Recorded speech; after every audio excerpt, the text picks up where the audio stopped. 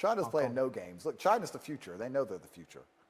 And China's playing no games with the Western Empire. The problem with America is that they've got to the point where they have to cuck their allies. There's no such thing as an American ally. There's just an American vassal state. You can't be an ally of America and have your own sovereign ideas and thoughts and opinions. You can be their ally if you do whatever they want. So you become their vassal state. So you have to be controlled by them. So every country they can't control, they say is an enemy. They can't control China, so they call it an enemy. They can't control Russia, so they call it an enemy. They can control Germany, so they call it an ally. So when they say to the German leadership, yeah, we're going to destroy your auto industry. You're going to lose VW, which you've had since World War I. We're going to get rid of all those jobs because we're going to destroy Nord Stream to piss off Putin, and you're not going to be able to afford to produce cars. The German leadership goes, okay. They're not allowed to say no. You can't say no to America if you're their ally. America's like me, and Europe's like their sons. You have no choice. Problem is, when you're in those scenarios, geopolitically, America can sacrifice certain countries for its own benefit. Rome would sacrifice a colony to save Rome. So before Trump just won, which maybe everything will change, but before that, America was in sharp decline, and the way it would prop up its decline for as long as possible would be to sacrifice Europe.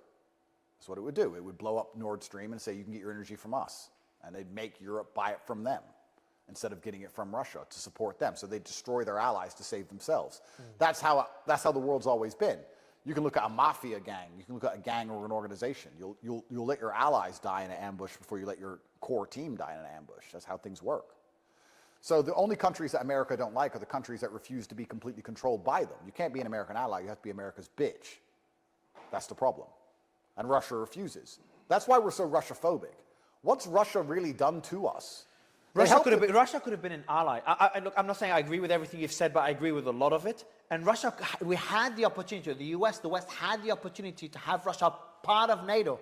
Well, we say could have been. Yeah, oh, exactly. We had Putin attempted to join NATO and they refused. The last time there was a world war, they were our ally.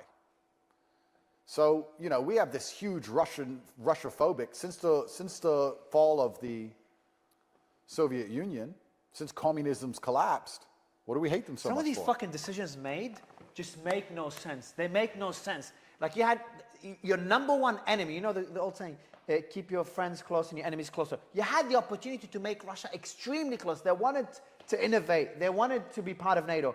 And then what you did is you turned them into an enemy at a time when you need them to be an ally, because their neighbor and their historical enemy, China, is your main rival. I'm not saying to use the word enemy. They are your rival.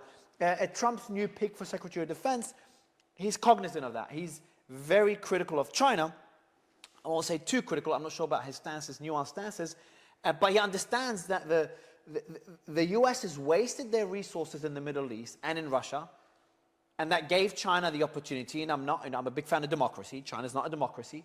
They've given China the opportunity to grow to the level they are, which there's a good and a bad. The bad is, you know, they're not a democracy. I'm a fan of democracies. The good is it's always good to have more than one superpower because it keeps the other superpower in check to an extent. Whether it's the US, Russia, Europe, China, India's coming up now. So I just think it's a massive mistake, and there's decisions, and that's why you start getting into the whole concept of the military-industrial complex having so much influence. It's like, if there isn't people that profit from war, these decisions make no sense. The US wars in the Middle East over the last couple of decades make no sense, yet here we are.